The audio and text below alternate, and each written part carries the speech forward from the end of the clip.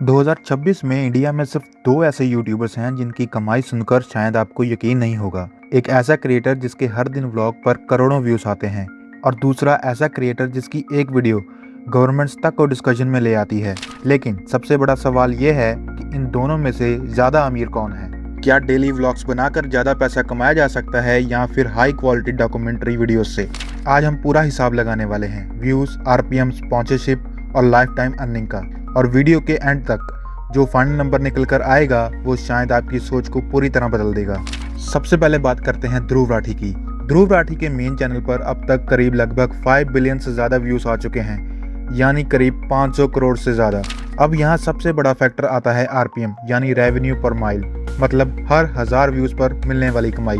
ध्रुव की category education और documentary है, जहाँ आरपीएम आमतौर पर 80 सेंट से $1.5 तक होता है। लेकिन इनकी ज़्यादातर वीडियो 20 मिनट से ऊपर की होती हैं और 8 मिनट से लंबी वीडियो पर मल्टीपल एड्स लगाए जा सकते हैं। इसलिए अगर हम अपनी पूरी कैलकुलेशन को रियलिस्टिक रखें तो हम उनका एवरेज आरपीएम लगभग $1 मान सकते हैं। अब आसान भाषा में समझते हैं, 5 बिलियन व्यूज़ को अगर 1000 से डिवाइड करें तो लगभग 51 लाख मोनेटाइज यूनिट्स बनती हैं, और अगर हर यूनिट पर $1 मिले तो टोटल कमाई होती है करीब $51 लाख। अब इसे इंडियन रुपए में कन्वर्ट करते हैं। 2026 में डॉलर लगभग 90 रुपए से ऊपर जा चुका है, लेकिन पुराने सालों में ये कम था, इसलिए हम एवरेज डॉलर रेट 82 रखते हैं। तो $51 लाख को 82 से मल्टीप्लाई करते हैं, यानी लगभग 41 से 42 करोड़ रुपीस। मतलब सिर्फ मेन चैनल के एडसेंस से ही ध्रुव राठी ने 45 करोड़ रुपए कमाए हैं। लेकिन ध्रुव राठी की कमाई का सिर्फ यही एक जरिया नहीं है, उनके पास शॉर्ट्स चैनल,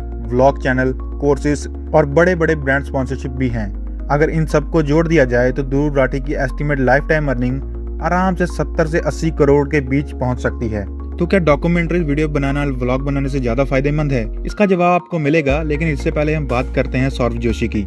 सौरभ जोशी के चैनल पर अब तक लगभग 20 बिलियन व्यूज आ चुके हैं, यानी पूरे 2000 करोड़ से भी ज्यादा। अब पहली नजर में लगता है कि इतने व्यूज मतलब सीधा मैसिव इनकम, लेकिन व्लॉग कैटेगरी का आरपीएम एजुकेशनल वीडियो से काफी कम होता है। इंडिया में व्लॉग चैनल का आरपीएम आमतौर पर 25 सेंट से 90 सेंट्स के बीच रहता है, और क्योंकि सौरभ के व्यूज पिछले 5-6 सालों में आए हैं, इसलिए हम बैलेंस्ड एवरेज आरपीएम लगभग 40 सेंट्स लेते हैं। आज के हिसाब से $1 लगभग 90 रुपए से ऊपर है, तो 40 सेंट्स यानी लगभग 36 रुपए पर 1000 व्यूज के।